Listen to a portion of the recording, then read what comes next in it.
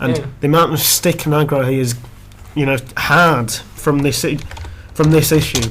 In my opinion, a friend of mine who's a massive rugby fan, rugby league fan. He said he went to a game and he heard people chanting, homophobic, and gesture, and you just think to yourself, at the end of the day, Gareth Thomas, is fantastic rugby player. Fantastic rugby player. Let's remember him for that. This is my honest opinion now, and I think this is the case. Yeah. A friend of mine said this to me. He said, I could very easily say to someone, right, I'm not picking you in the squad because you're gay. It's easier to say that than I'm not picking you in the squad because you're black. Because if a black footballer said, I've not been picked by this team because I'm black, massive controversy. I've not been picked in this team because I'm gay. I think it'd cause a ripple rather than anything else. Yeah, I'll tell the story. I've read the story about Gareth Thomas when he came out. Apparently he was crying after Wales games and team meetings and all that. And the coach at the time, it might have been Warren Gatlin, he can correct me if I'm wrong, but I think he's still coach. I think it was. And he said, what's the matter? And Gareth Thomas hadn't told anyone, and he thought, I've got to tell someone.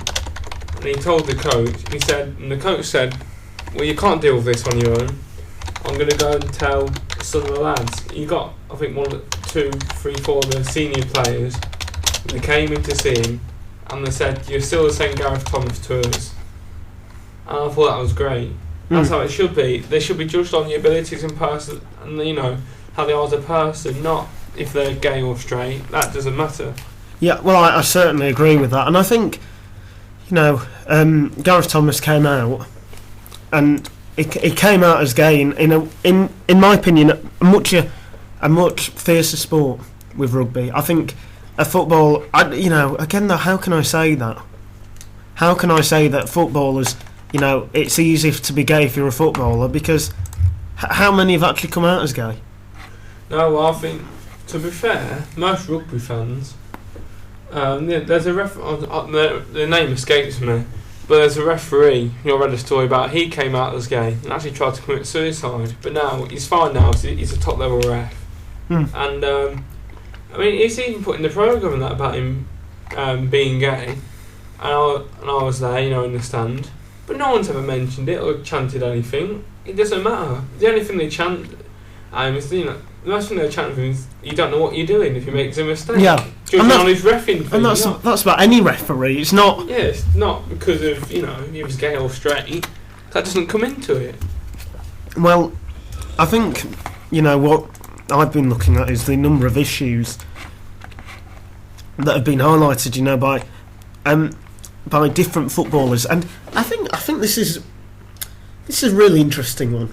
Jibril Cisse, he came out about 5 years ago, and he said that he refused to kiss any of his teammates after he scored a goal. It's a French tradition, the image of 1998 Laurent Blanc and Fabien Barthez and the kiss on the forehead.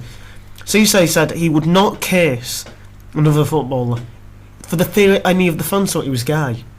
I think that's sad. I think that's really sad. Yeah. I remember seeing a bit different when Jimmy Bullard did it, sometimes, and it's just a show of respect or whatever. I think people read too much into actions at certain times. Well, I think this highlights about Justin Fashanu.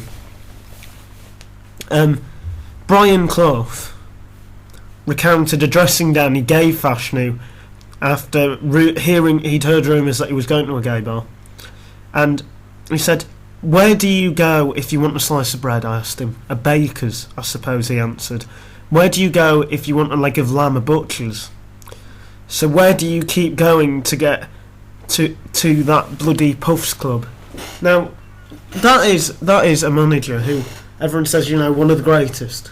Well, you've got to realise the difference in times. What I'm talking about is 21st century, when time should have moved on.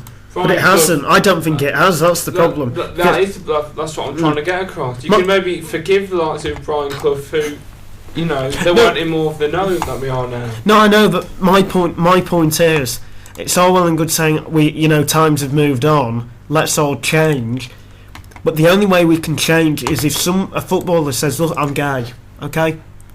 And the reaction, and I hope, I don't want to watch a sport where people are scared to come out as gay. I think that's horrible, if that's the case. If it's a case where people have genuine fear that they're going to go, right, yeah, I'm gay. It's awful. It's awful. I mean, if I was an Arsenal fan and Robin van Persie said, or I came out as gay, I'd just say, he's signing a new contract. It shouldn't bother you if he's gay or not. Do you know what I mean? Yeah. Well, I think that's the thing. Is that people look at the issues regarding gay footballers as a side note, and I honestly think there should be a campaign to get gay footballers the ability to be able to stand up and say, look, I'm gay, okay? A footballer should be judged on their ability, not their sexual preference, not the colour of their skin, okay? That is, and I think, I would love it if a massive footballer came out as gay, because all these people who say, if a footballer comes out as gay, like you said, Robin van Persie, I'm doubting I'm 99.9% sure he won't, because he's got a wife and kids, and again Gareth Thomas did. Yeah, but I would, I don't want to be throwing names out there, but let's say a big name says, yeah, I'm gay. Would the football club say, right, well, we don't want you then? You're the guy that scored us 35 goals this season and you've kept us up. No, you've done more than that. We've surpassed all our aims. But because you're gay, can you please get out?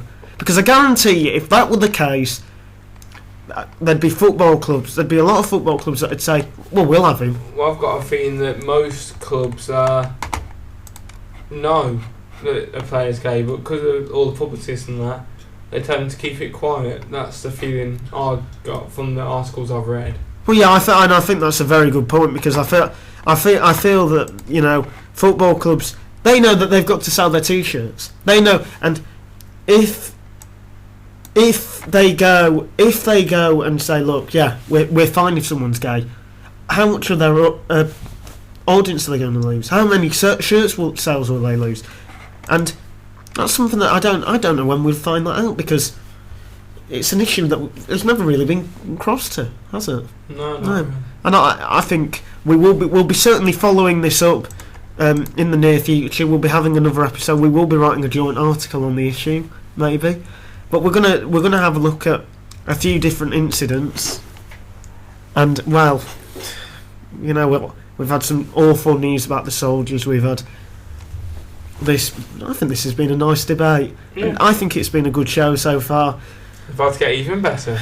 well, that's really, really questionable. Ladies and gentlemen, it is Dale Harris, and it is now time for Joke of the Week. Sponsored by sportingviewpoint.co.uk, unfortunately. I'll just to know that before I start that all our sponsors can be found on our YouTube page. They can be, but sportingviewpoint.co.uk sponsors Joke of the Week. Right, well, I've actually, I get in trouble quite a lot with the police, unfortunately. Don't do a sting. I get arrested a few times. Can I just say, if this is a sting joke, I'm going to cry. It's not a sting joke. Oh, thank goodness somehow. That reminds me of next week, though. But, my solicitor comes in to help me. He's actually a professional wicket keeper as well. He always bails me out. Well, it's gonna. Honestly, I think my catchphrase is, I hope you were doing something productive. I apologise, and I hope you were, I don't know, cleaning the windows. I hope that you were sat in bed crying after that, because, that was awful. That was one of the worst jokes I've ever heard, and I mean that. Wow, that was absolutely hideous. But I couldn't regain it. Go on, filling then. in for Jack Elliott today with his segment, and Well- he's not here. Well, ladies and gentlemen, we hit you with the joke of the week, but then we dumb it down with a little bit of accent of the week. There you go. This week's accent of the week is